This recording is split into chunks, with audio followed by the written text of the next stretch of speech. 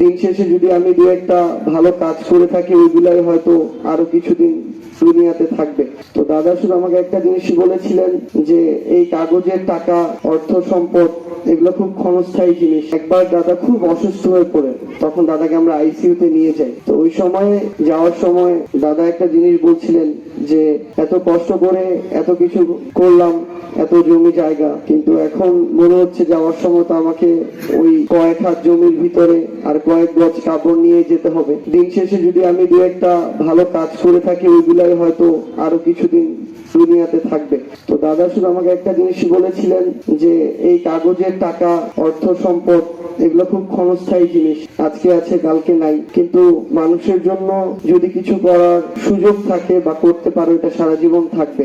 ওই জায়গা থেকে আমরা যেন আমাদের জায়গা থেকে দাদার এই ইচ্ছাটা পূরণ করতে পারি, এবং আমরা যারা এলাকার স্থানীয় রয়েছি, যারা এখানে উপস্থিত আছে, আমরাও নিজেদের পরিবারের মানুষদের ভিতরে, বংশের মানুষদের ভিতরে ছোটখাটো বিভিন্ন বিষয় নিয়ে মানে এমন একটা বিভাজন, মত পার্থক্য শুরু করি যে আমাদের সম্পর্কগুলো ছোটখাটো বিষয়ের জন্য নষ্ট হয়ে যায়, কিন্তু দিন শেষে যাওয়ার সময় ওই ছোটখাটো কোনো বিষয়গুলোই আর থাকে না।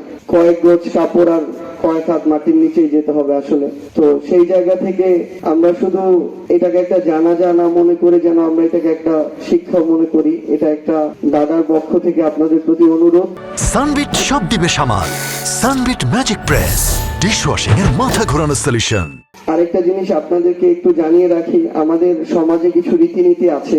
যেমন কোনো একজন যদি ইন্তেকাল করেন, আমাদের এই অঞ্চলে রীতিনীতি হচ্ছে 3 দিন পরে, 10 দিন পরে কিংবা 40 দিন পরে একটা বাড়িতে বড় করে মানে মিলাদ মাহফিলের আয়োজন করা।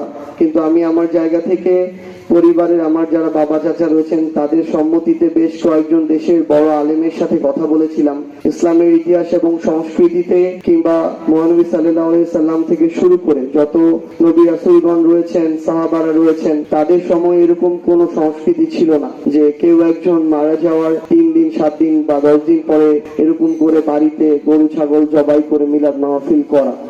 বরং এটাতে হিতে মানে লাভ হওয়ার তো কোনো সম্ভাবনাই নেই, বরং তার জন্য গুনাহের কোনো উপলক্ষ তৈরি হয়ে যেতে পারে কোনো না কোনো কারণে। তো আমরা আমাদের জায়গা থেকে মনে করি আমরা আমাদের দাদা আমাদেরকে ছেড়ে চলে গিয়েছেন, আমরা এমন কিছু করব না যেটা ইসলামের রীতিনীতির মধ্যে কখনোই ছিল না, এবং এমন কিছু আমরা করব না যেটা তার পরবর্তীতে কষ্টের কোনো কারণ হতে পারে, গুনাহের কারণ হতে পারে।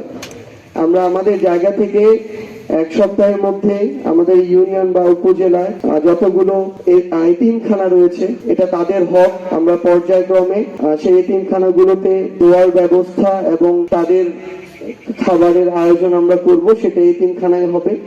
বাড়িতে সচরাচর যেরকম করে হয় মিলাদ মাহফিল, এটা আমরা করব না।